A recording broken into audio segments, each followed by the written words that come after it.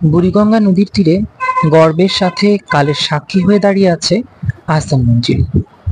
এটি শুধু একটি প্রাসাদ নয়, এটি বাংলাদেশের ইতিহাসের নীরব সাক্ষী।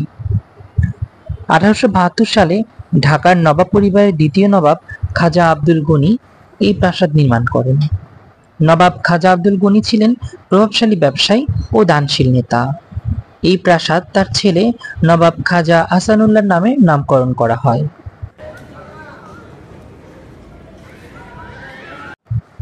ইন্দো সার্সেনিক স্থাপত্য শৈলীতে নির্মিত এই প্রাসাদের ছাদ কড়ি বর্গা দিয়ে তৈরি, যা সেই সময় দৃঢ়তা ও সৌন্দর্যের প্রতীক। প্রতিটি কক্ষ যেন এক একটি ইতিহাসের ভান্ডার। দরবার হল, ঝাড়বাতি ও সূক্ষ্ম কাঠের নকশা নবাব পরিবারের ঐশ্বর্য ও রুচি প্রকাশ করে।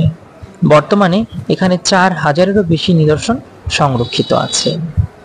দেশি বিদেশি পর্যটক, শিক্ষার্থী ও ইতিহাসপ্রেমীরা এখানে এসে ঢাকার রাজকীয় অতীতকে কাছ থেকে অনুভব করেন।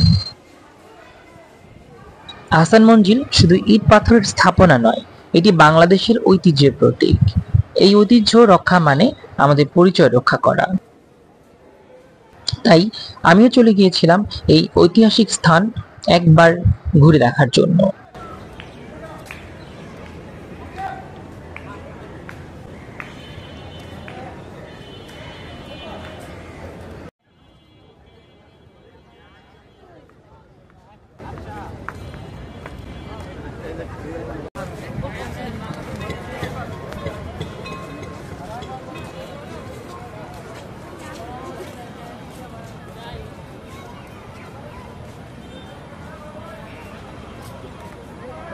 যদি এখনো আপনি এখানে না এসে থাকেন, তবে একদিন আসুন, দেখুন এবং ইতিহাসকে খুবই কাছ থেকে জানুন।